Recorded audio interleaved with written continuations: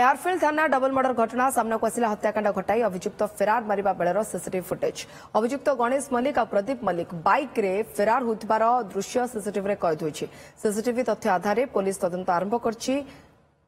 कुहा कंटिलो स्थित Kalyani plaza annex apartment रे होइतिला हत्याकांड। ब्लॉक 5 रे थिबा पार्किंग रे गाड़ी पार्किंग को नै प्रथमे झगड़ा और तापरे होइतिला हत्याकांड। अपार्टमेंट सुपरवाइजर गणेश मल्लिक और तांको भाई प्रदीप मल्लिक छुरी भूसी जितू और जुलू को हत्या करथिबा नै अभियोग होइछि। हत्याकांड रे संपृक्ति नै दुई जन को अटक रखी पचराउचरा सहित मुख्य अभियुक्तों को धरिबा पई स्पेशल टीम गठन होइछि। अभियुक्तों नारे पूर्व आपराधिक मामला थिबा पुलिस जानिबा को पाइछि। चंदन पाइक्राइम प्रतिनिधि आम सहित जोड़ी चंदन सामान्य गाड़ी पार्किंग को लेकिन मर्डर और ये मर्डर प्लॉट जो दुई जन रचि थे जहाँ को केवल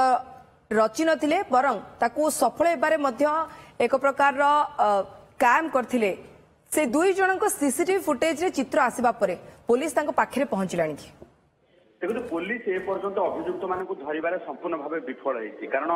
अभियुक्त माने प्री प्लान करके एक प्रकार षड्यंत्र करके हत्याकांड घटाई एवं हत्याकांड को लेकिन पुलिस केवल गोटे कारण देखा पार्किंग को लेकिन गंडगोल होती किंतु मोटिव ऑफ मर्डर जदि आम देखा जे ये पार्किंग एक बाहाना किंतु पूर्वर से जी रही रश्मि रंजन सेठी और जीतू को हत्या करने संपूर्ण भाव पूर्व प्लान हो सारी एमाने गोटे खोजुले मर्डर प्लॉट खोजुले गोटे कारण खोजुले जो कारण की अपार्टमेंट पार्किंग को नहीं पाई जाइए परवर्ती समय जीतू को हत्या करने गोड़े गोड़े छुरी भुषुले से सांग जीतूर सांग जुल्लू आसिक सामने प्रतिरोध करता जो कि जुल्लू को प्रथम हत्या करते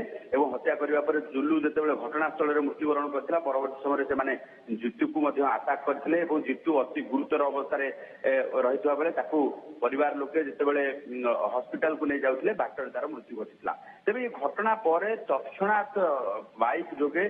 जी रही जो घटनास्थल हत्या अभियुक्त रही हत्या अभियुक्त सांगे सांगे बाइक जोगे फेरार हो जाती जो फेरार पर पुलिस विभिन्न स्थान में चढ़ऊ जारी रखी सत किंतु ए पर्यंत अभियुक्त जो मुख्य अभियुक्त जो रही धरवे एपर्यंत सफल है कि भाई को धरने को एपर्यंत पुलिस सफल है केवल दुई जन जी अच्छा पाख